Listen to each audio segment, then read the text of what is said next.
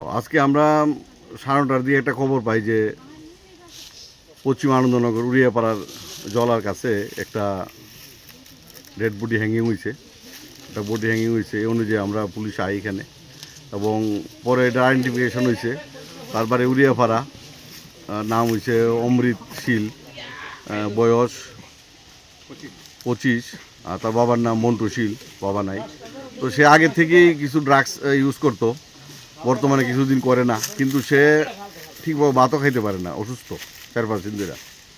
এবং আজকে গতকালকে রাত্রে নাকি তার মার কাছে কয়ে আইছে, মা আমি একটু আই। এই যে আইসে আর গেছে না।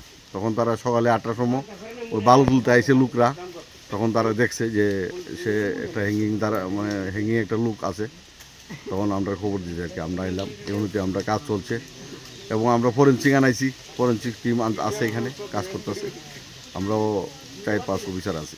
পরিবার থেকে কোনো ধরনের অভিযোগ আছে কি? না, পরিবার থেকে কোনো অভিযোগ তো নাই। সে হ্যাঙ্গিং হয়েছে, এটা পিওর হ্যাঙ্গিং দেখা যাইতেছে, আমরাও দেখছি। পরিবার থেকে কোনো কমপ্লেন নাই। এমন তো হ্যাঁ তো মনে করে একটু ওই নেশা টেশা একটু খাইলে, কিন্তু আগে বিশ্রী ব্যবহার করতো, কিন্তু পুরা ভালোই ছিল। কোয়ারেন্টাইনও দিয়েছিল। আর ওই যে তোমার ইয়ের কি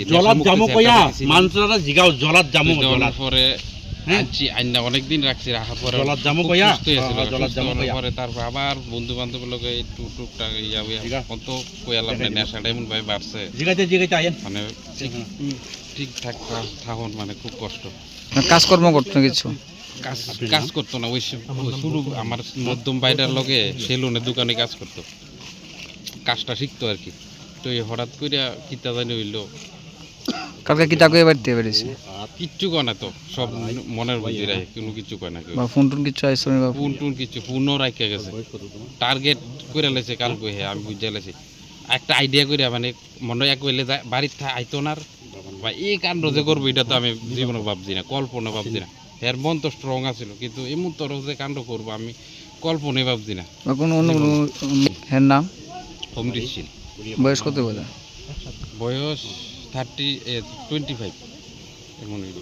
আজকে সকালে খবর পাইছো তোমরা না? সকাল কাল কটার থেকে বাড়ির থেকে আসলো না? কালকে ওই তো